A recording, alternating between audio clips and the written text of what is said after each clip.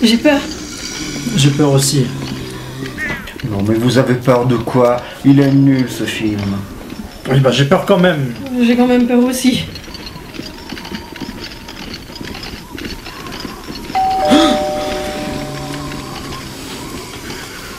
On a sonné. Chut. Oui, on a sonné. Mais non, c'est dans le film. On a vraiment sonné. Oui, on a vraiment sonné. Oh, ok, je vais voir.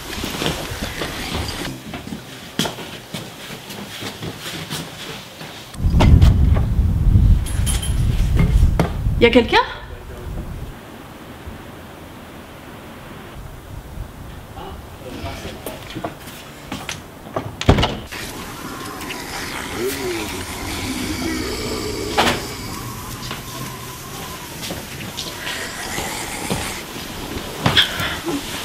Non mais en fait il y avait personne. Chut, ça fait peur là. Oui bon, ça me fait peur qu'à toi ce truc. Oh, c'est moi. Hey. Mais t'es arrivé depuis quand en fait? Bah, j'ai sonné là, mais vous m'avez pas répondu. Je venais te ramener ta guitare. Oui, on a vraiment sonné. Ok, je vais voir.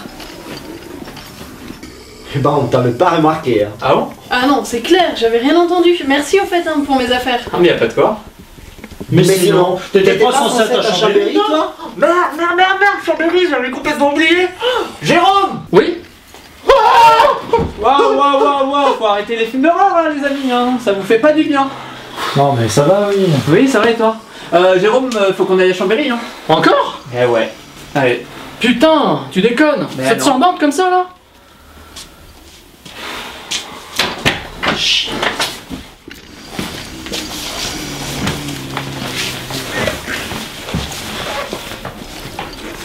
Moi j'ai rien compris à ce qui s'est passé. Hein.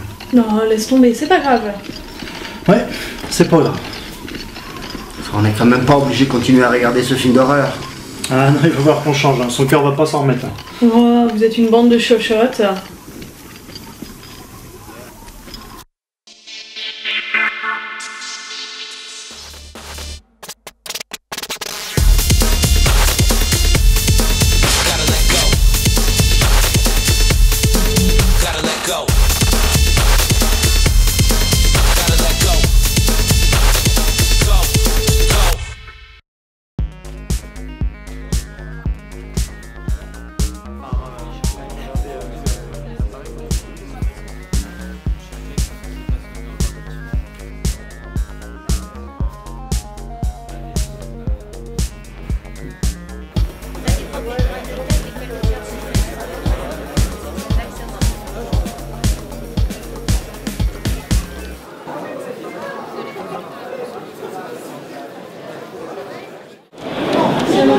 Bonjour Hub, Bonjour. Nous sommes à Chambéry et merci de nous A priori. accorder un petit peu de temps Avec plaisir. pour répondre à quelques questions. Avant d'être le scénariste et le dessinateur de Oko et d'être aussi scénariste sur Aslak, tu as travaillé en tant que designer sur un sacré grand film, le 5e élément de Luc Besson. En 92, c'était ma première expérience.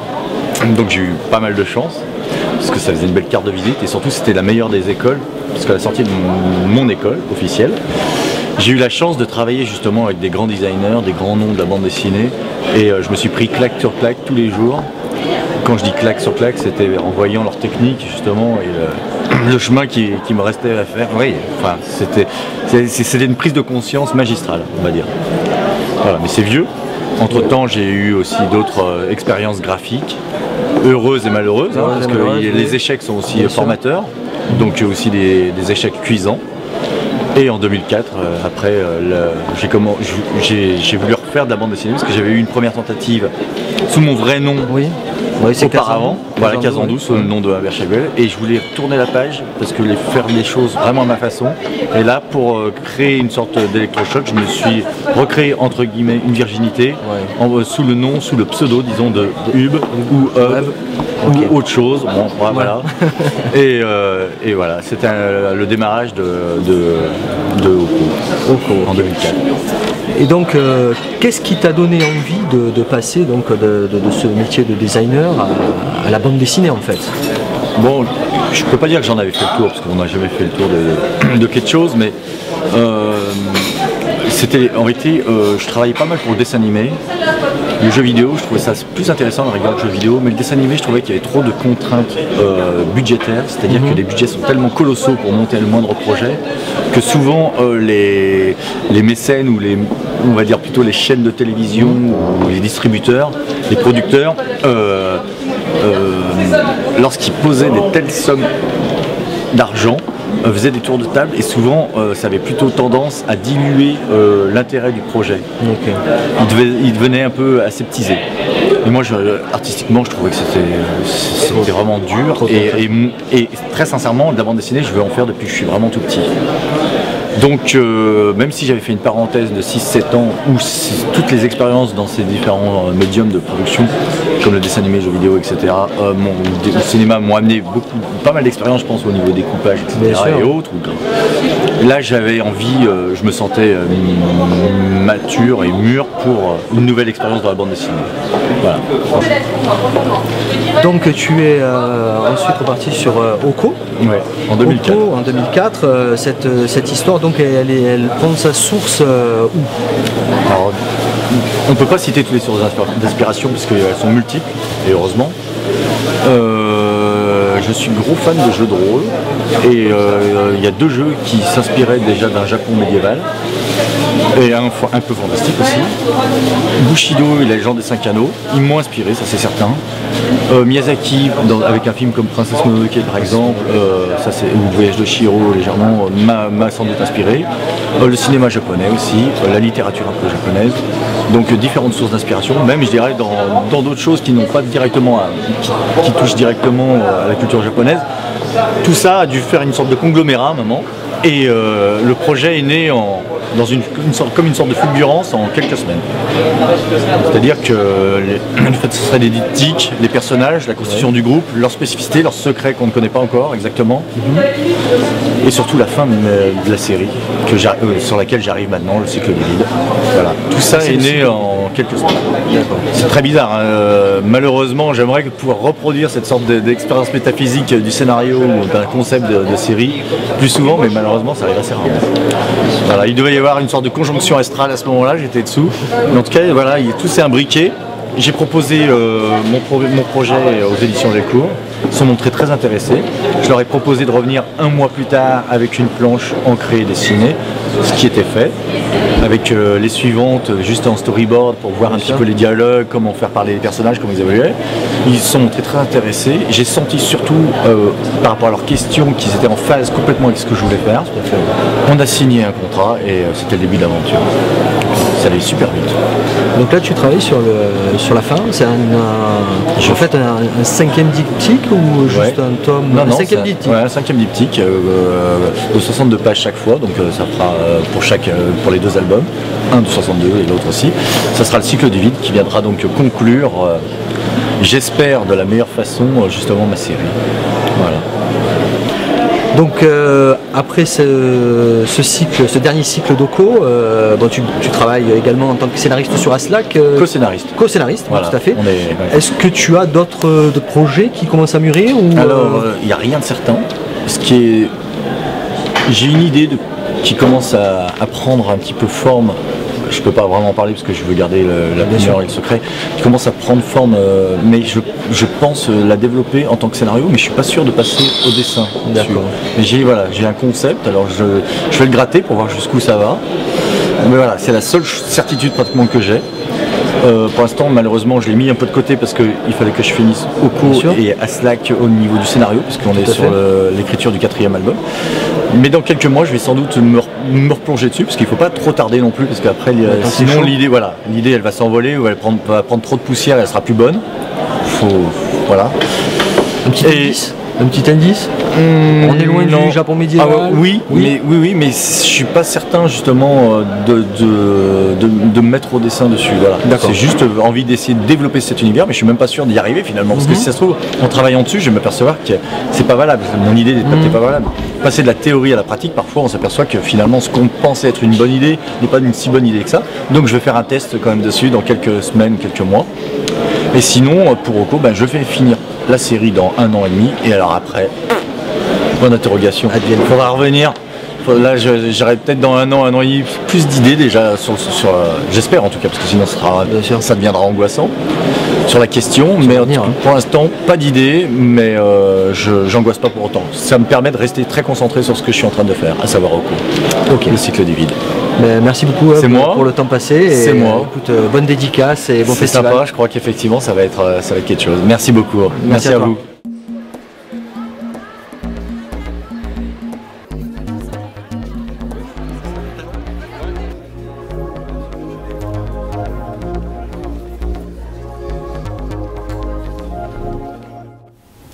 Me voici en compagnie d'Olivier Berlion. Bonjour Olivier. Bonjour. Donc on vous connaît pour votre collaboration avec Éric Corberan sur de nombreux albums, mais vous avez une bibliographie assez chargée. Ce que j'aurais aimé savoir, c'est si vous aviez un album ou une série dont vous étiez le plus fier. Question. Non, le plus fier, c'est peut-être pas le bon mot, mais le plus, celle où on regrette rien. Voilà. Alors donc ce serait Histoire d'Anville que j'ai fait chez Glénat, qui est paradoxalement peut-être la série qui a le moins bien marché de tout ce que j'ai fait. Mais peut-être parce que justement j'ai fait aucune concession et c'était peut-être pas voilà. Après voilà, c'est ces genres c'est une série où je me dis pas là j'aurais dû, j'ai aucun regret quoi. Ouais, donc ça c'est après je suis fier de tout, presque tout ce que j'ai fait quoi. Enfin, il y a quelques effectivement bouquins où on les a fait un peu plus vite que d'autres, on a un peu laissé filer, mais en général je suis assez fier. Et puis de tout ce que j'ai fait, j'ai rien de pilonné pour l'instant, donc c'est un bon critère aussi. C'est que j'ai pas une seule série qui a disparu, donc même quand elles sont arrêtées, donc c'est déjà un bon signe. Voilà. Sinon j'aime beaucoup ma série Tony Corso aussi. L'une de vos séries emblématiques, Tony Corso, donc, qui commence à avoir quand même pas mal de tomes. Vous êtes en train de travailler sur le prochain tome, il me semble. Donc ça parlera de quoi? Alors, tome 7, effectivement, qui sort en avril 2014. Et ça va parler d'icônes orthodoxes, de moines soldats, d'artistes peintres, de mafieux, et évidemment de... Voilà, en fait, l'histoire est assez simple. Un mafieux russe s'est vu confier tout l'argent de ses associés pour les faire fructifier en bourse, mais son comptable a disparu avec un petit peu comme ce qui s'est passé en 2008, c'est-à-dire que tout l'argent s'est dispersé dans la nébuleuse de la mondialisation et dans les banques, et il n'arrive plus à retrouver son pactole, et ses commanditaires doivent venir le voir dans une semaine, donc c'est la panique.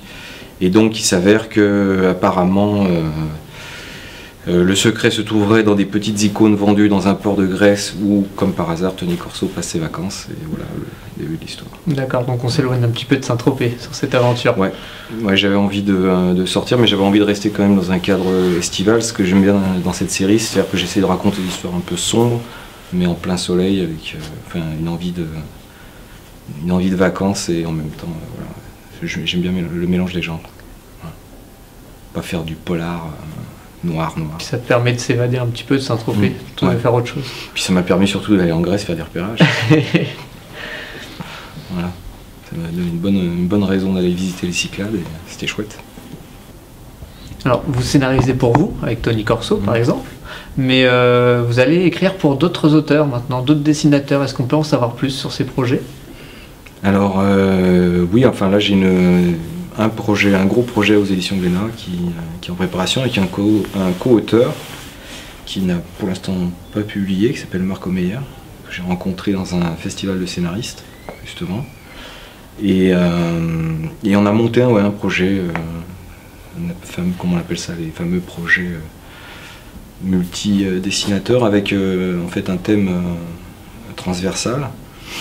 Et donc ça sera autour du monde de l'art.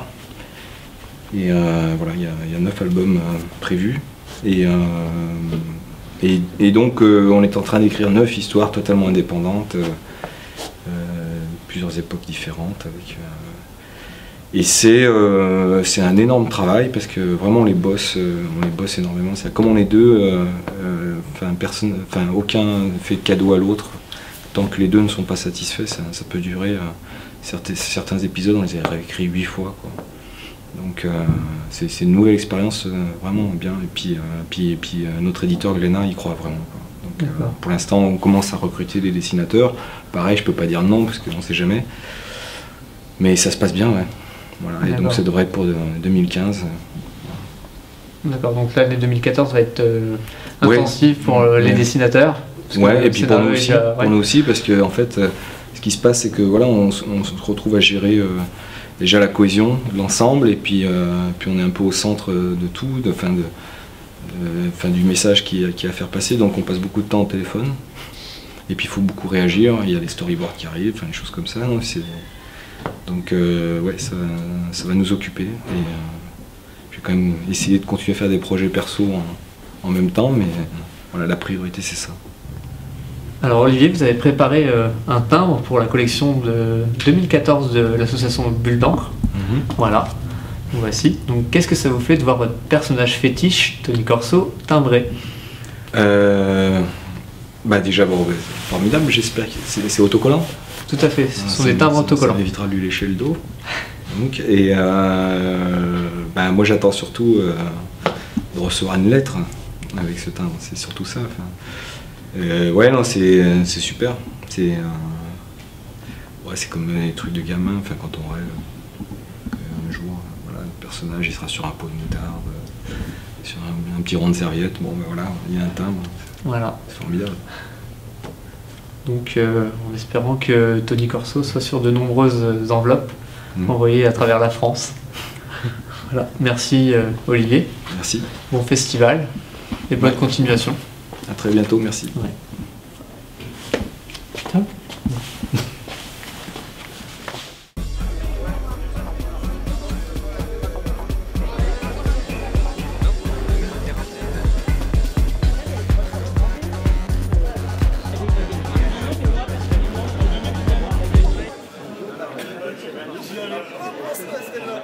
Je suis maintenant avec Enrico Marini.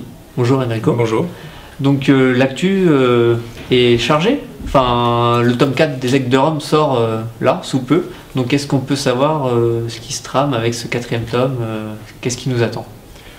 Dans le tome 4 qui sort le 15 novembre, il se passe pas mal de choses. Il y a plus d'action, il y a des batailles, il y a énormément de barbares que j'ai dû dessiner pour donner l'impression vraiment de la bataille, donc ça m'a pris un peu la tête.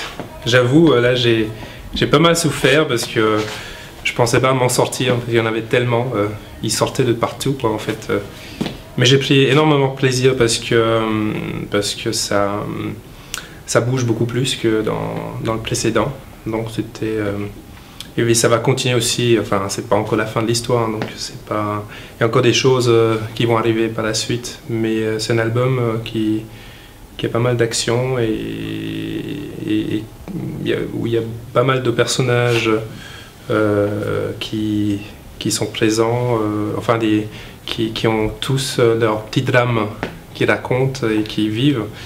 Et donc c'est un album assez complexe. Donc ça se passe entièrement dans les forêts de la Germanie. Donc il y a cette confrontation entre les Germains, la première confrontation des Germains et contre les Romains. Et donc notamment le personnage de Herminius qu'on soupçonnait de trahir les Romains dans le tome précédent.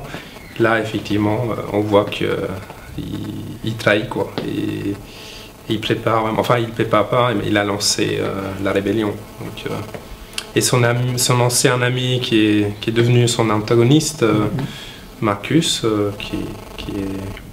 lui, il est mêlé dans tout ça avec plein de problèmes à lui. Donc c'est-à-dire parce que sa famille se retrouve aussi au milieu de tout ça, et donc il est partagé. Il a plein de problèmes à gérer. Donc je lui ai mis beaucoup beaucoup d'ennuis à régler, quoi. Donc c'est ça qui est plaisant, c'est-à-dire de savoir comment les personnages vont s'en sortir de toutes ces problématiques. Parce que quelque part, c'est une histoire, je raconte une histoire qui est, si on va sur Google, ou peut-être si on a suivi les cours d'histoire, c'est une histoire qui est connue, c'est-à-dire on sait ce qui s'est passé par la suite. Le personnage d'Arminius, il a vraiment existé. On sait qu'il a créé beaucoup de dégâts aux Romains.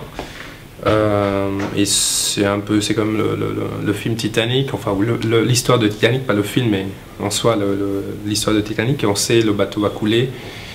Mais ce qui est intéressant, c'est les personnages. Donc, justement, on parlait de la complexité de certaines scènes, là, les scènes de combat, les choses comme ça. Sur quel type de papier vous travaillez, quel format? J'utilise un papier de Schoeller Armor, papier allemand, désolé. Enfin.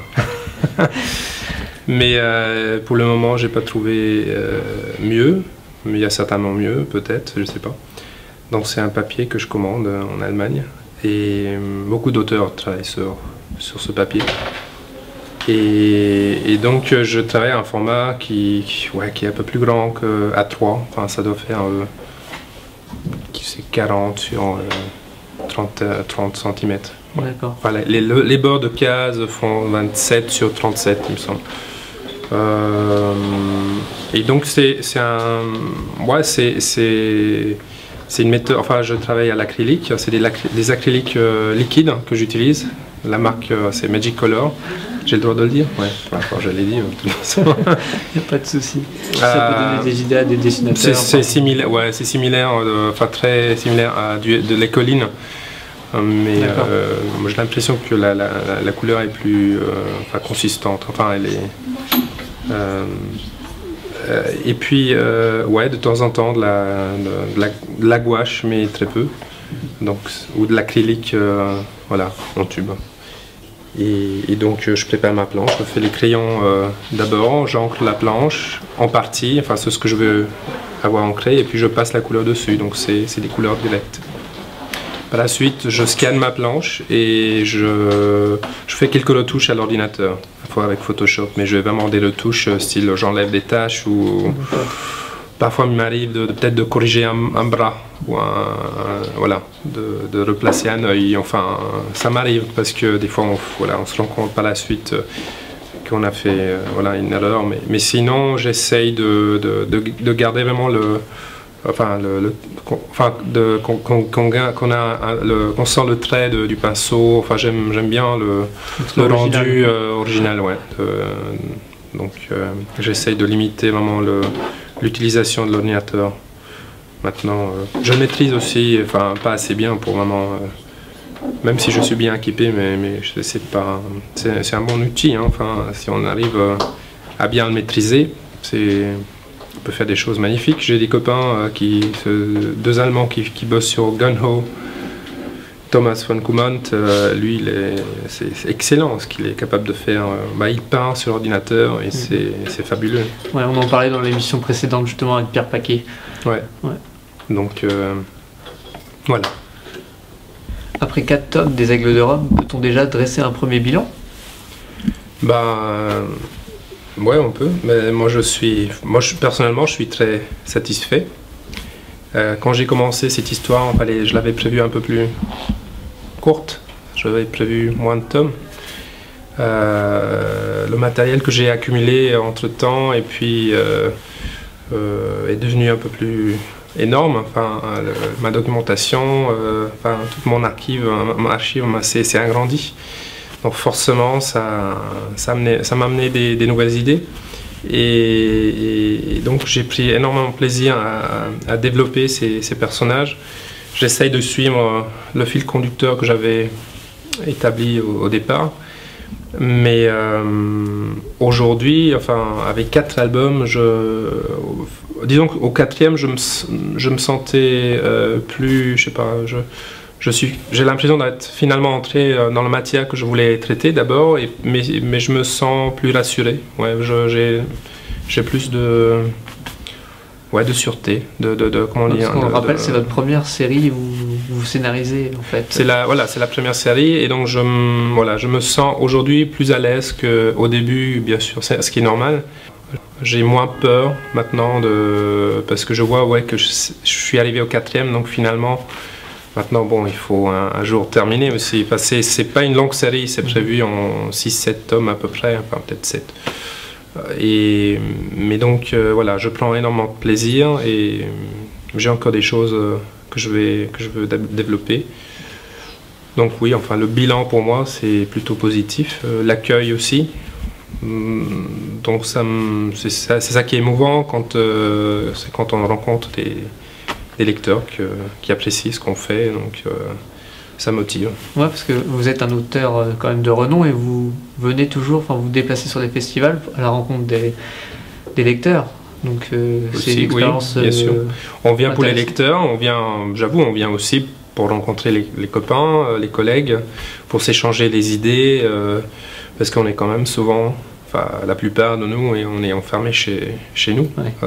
Certains travaillent en studio, moi je travaille tout seul chez moi, donc ça me fait du bien de sortir de chez moi, de ma cave, et d'encontrer les collègues, et puis échanger les idées et tout ça.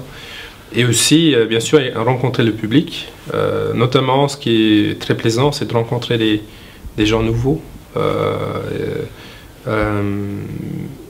Bon, ça serait encore plus sympathique si des fois ils posent plus de questions, ils sont parfois un peu timides.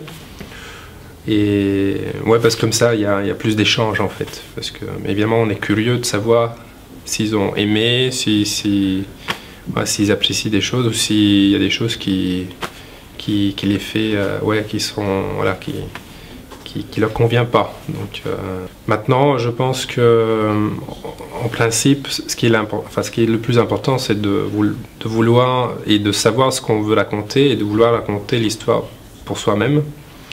Mais ça ne gêne pas d'écouter quand même le public. Enfin, ça s'adresse quand même aussi au public et des fois, d'avoir des critiques de l'extérieur, ça aide beaucoup. Ouais.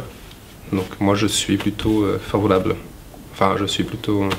voilà, moi je suis là. Donc j'attends que... venez me voir. Qui me viennent me voir et puis qui me discutent. Donc voilà, qui sont un peu moins timides. C'est plus... Disons aussi pendant la dédicace, ça fait aussi un peu... Ça met un peu plus d'ambiance, quoi. On n'est pas obligé de me dire tout le monde que c'est bien, voilà, c'est pas nécessaire de me dire qu'ils adorent et tout, c'est sympa de savoir un peu plus comment ils aperçoivent certaines choses, ou si vraiment il y a des choses qui les a, je sais pas, choqués, ou s'ils sont pas d'accord avec les événements, enfin bon, voilà quoi. Avoir un retour, c'est bien. Alors il y a quelques années, vous parliez d'un projet polar des années 40. Est-ce que ce projet est toujours d'actualité?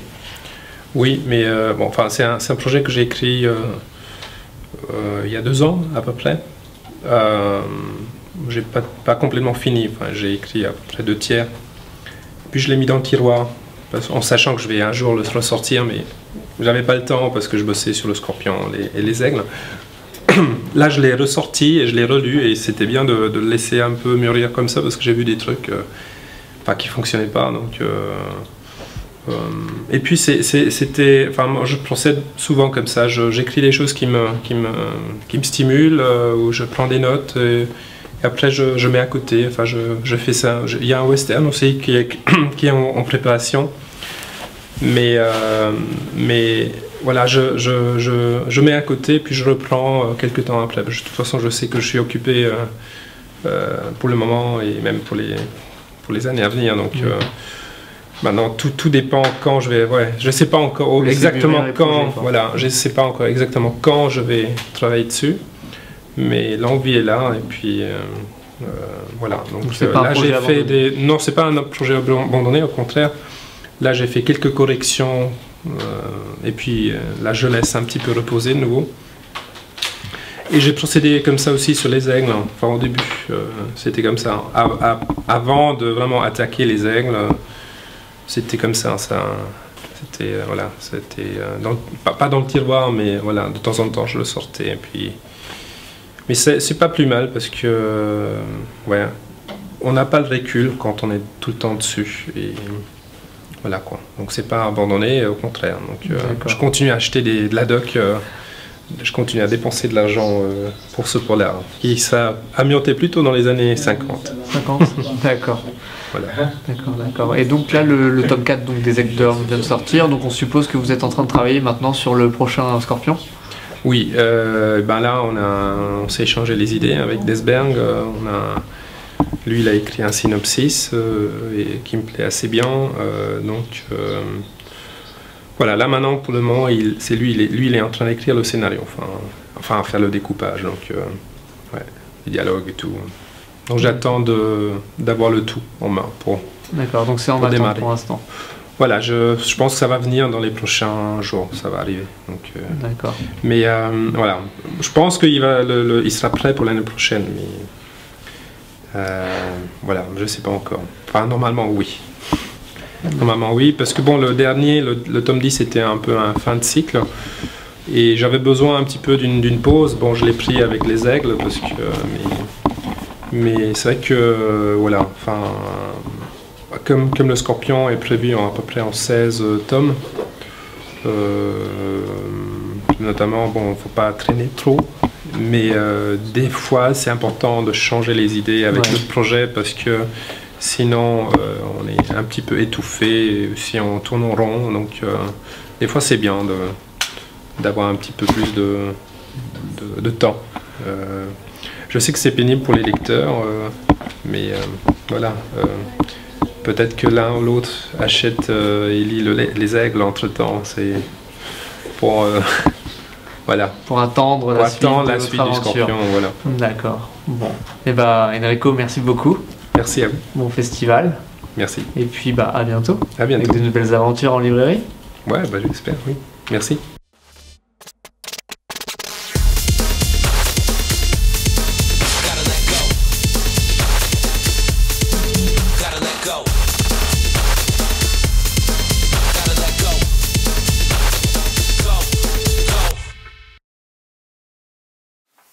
On a sonné. Chut. Ouais, on a sonné. Non mais c'est dans le film.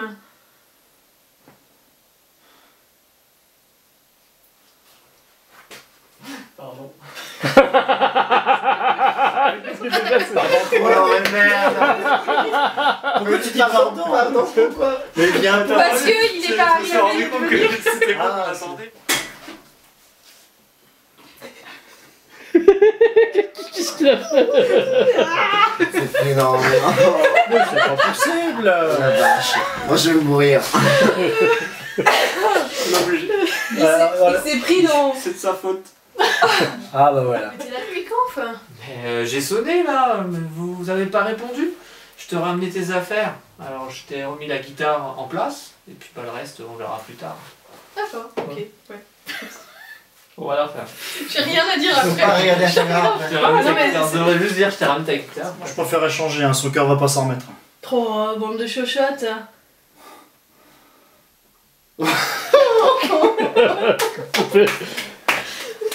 On l'a refait une dernière fois, mais elle était parfaite. Hein. Je veux juste la J'ai doubler. failli me manger le pied de guitare. Non. Danse avec moi, la gigolette, je fais un morpion qui fouette. Ça va être drôle, ils sont en train de filmer là. Je bon, allez, c'est pas grave. Allez, silence sur le plateau. Non, bas. Moteur.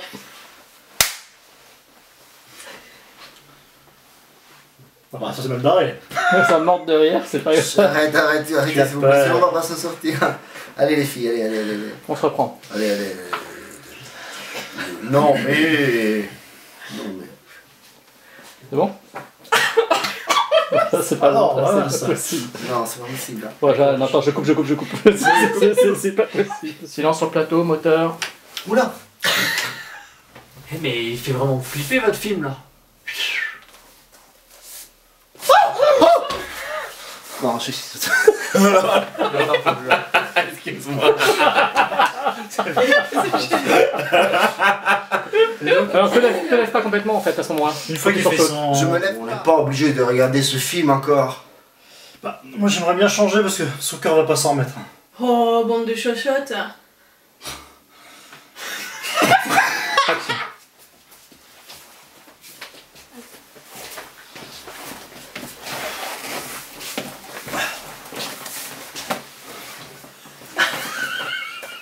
Putain, vous avez pris un max de place, les mecs. Non, moi, regarde, moi je m'étais mis au début, j'étais comme ça, et là. Mais je peux pas. Mais il faut pas que je sois là. Tu parles, ça ne fait peur qu'à toi. Oh Voilà. Je suis désolé. Voilà. Désolé, excusez-moi. C'est que moi, oh. J'ai rien fait. Tu parles, ça ne fait peur qu'à toi, ce film.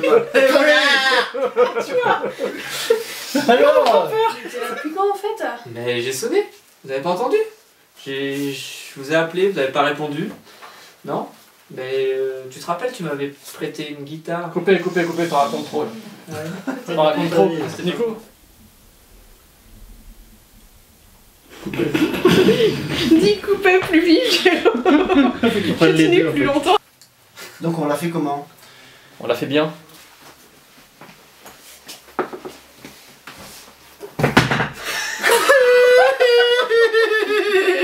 Elle l'a fait.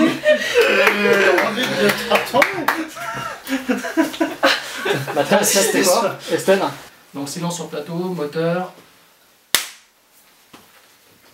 Action.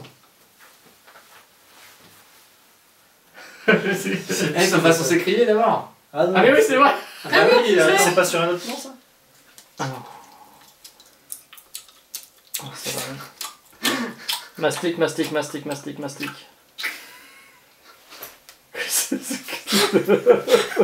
Toi t'adores quand il mastique?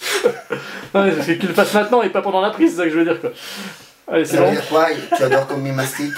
Film est en train de mastiquer, c'est pas... Ah, mastiquer dans le sens verbe mastiquer par M apostrophe. Bah alors, Ah mais ça, regardez, je sais pas comment ça fait. tout de suite.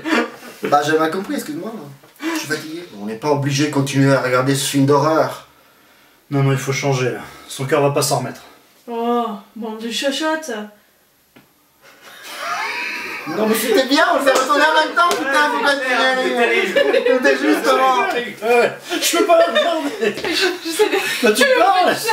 Oh, bande de chochottes que vous êtes. Alors celle-ci, c'est celle qui va démarrer.